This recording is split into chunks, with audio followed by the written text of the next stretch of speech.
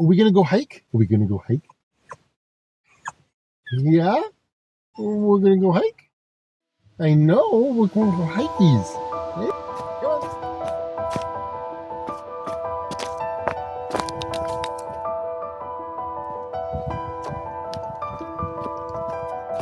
He really thinks it's kind of interesting, this camera. Come on! Okay, dude. Let's go.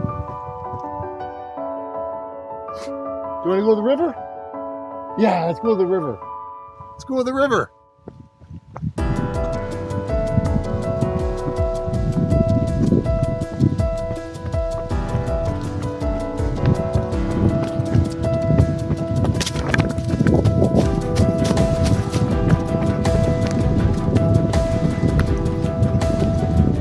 I think you can relate to when I turn around and say, I've had low motivation, had weight gain, injuries, things like that. And it's really hard to kind of get back on the horse, so to speak, and get at the sport you love. So I think just showing up is the biggest thing, at the end of the day. Now, having this little guy behind me, Pippin, has been amazing to get me out every single day. It's allowed me to go ahead and show up for myself. It's allowed me to have a little bit of joy getting back on the trail and, exploring with him. It's really made a difference psychologically for me. Yes, it is challenging. Yes, I'm not being able to train the way I want to train. Yes, these are excuses because I could wake up, a couple of hours earlier, but I choose not to because I choose sleep and rest. I put a priority on that. So yeah, I could have changed a few things, but I'm not about to sacrifice sleep because I know how important that is for me.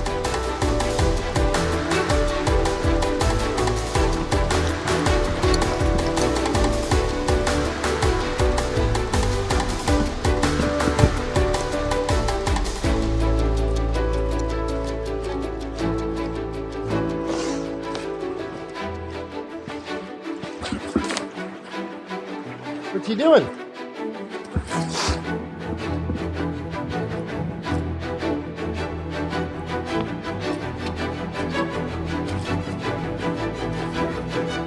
So I think I have learned a number of things with hiking as a mechanism for training for a half marathon. Not all is lost. There are some gains, and I want to explain and show you what those gains are. So never give up hope. Even when life throws you curveballs, you can continue to train.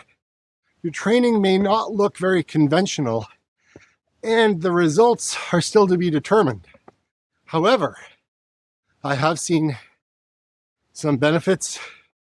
I have seen some improvements, and we're going to go home and I'm going to show you what they are.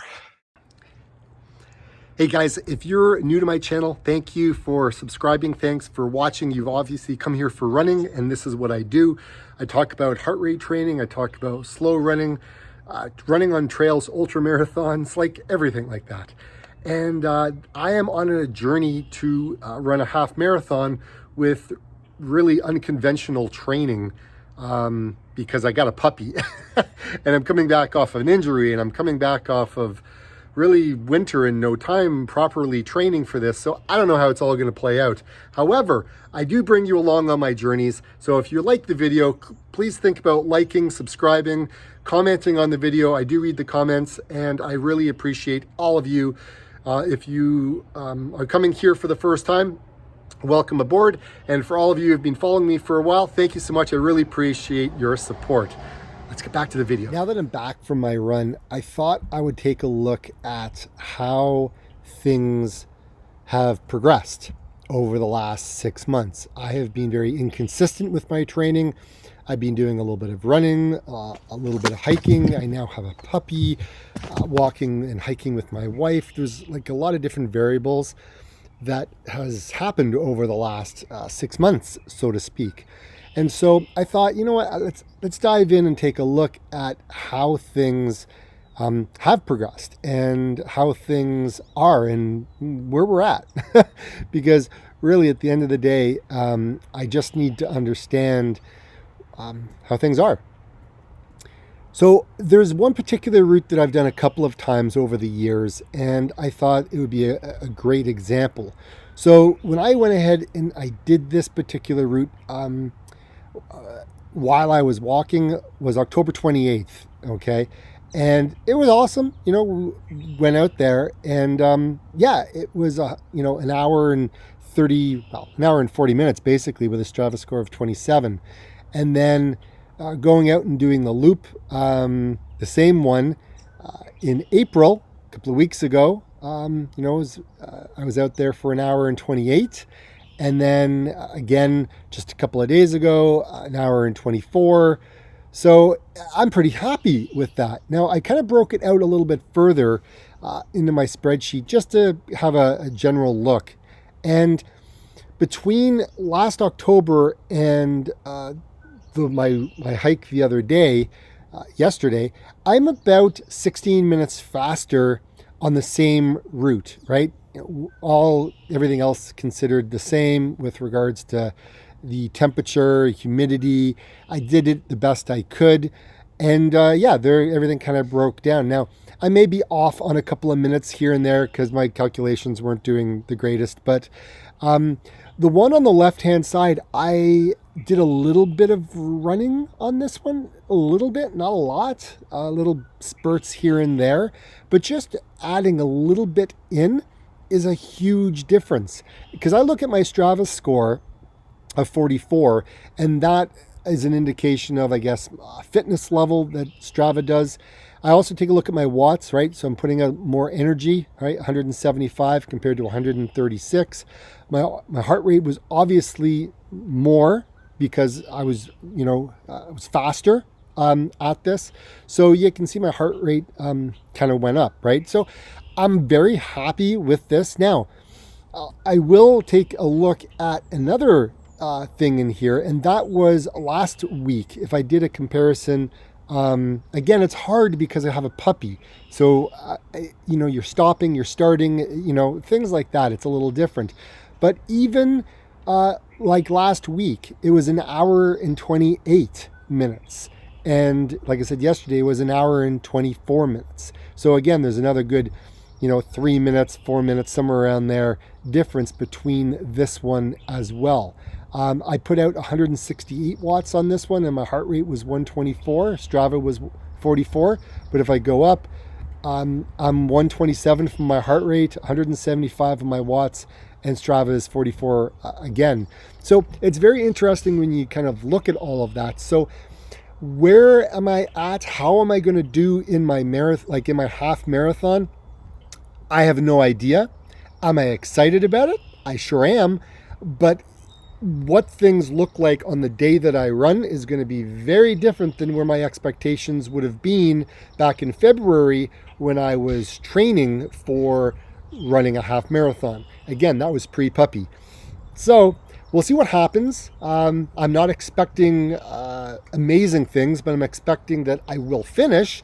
Just don't know what time. And yes, I will take my camera along with me and I will film that and we'll make a video and we'll kind of analyze and see how we did then. But anyways, that's crazy results. I'm happy with where things are at. I'm healthy. I am still overweight by a large margin. There is no lying about that. There is no hiding it. It is what it is. You can see it even when I'm running.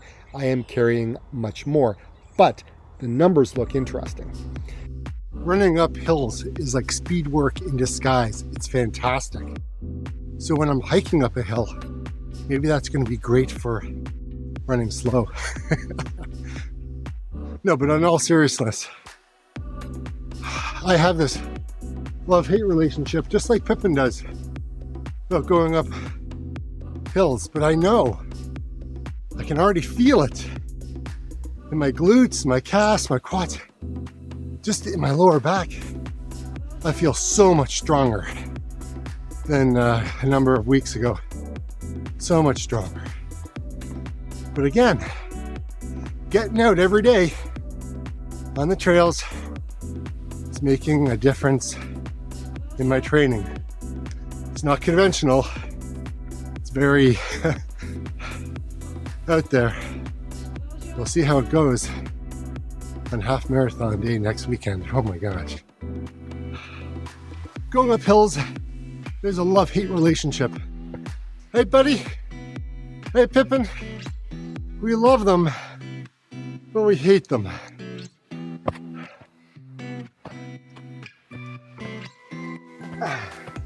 It's not easy. Oh my God, my calves and glutes are just. Come on, buddy.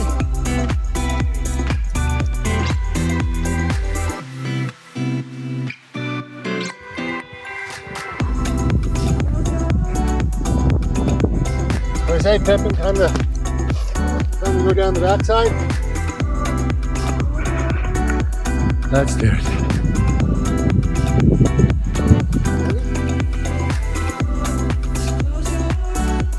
Let's go.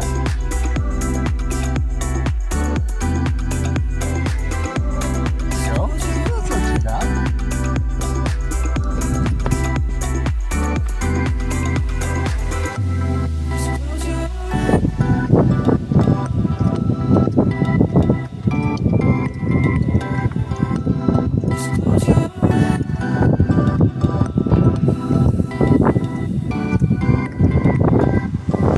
Like I always say, get out and run, walk, hike, or crawl. Just don't stay in bed.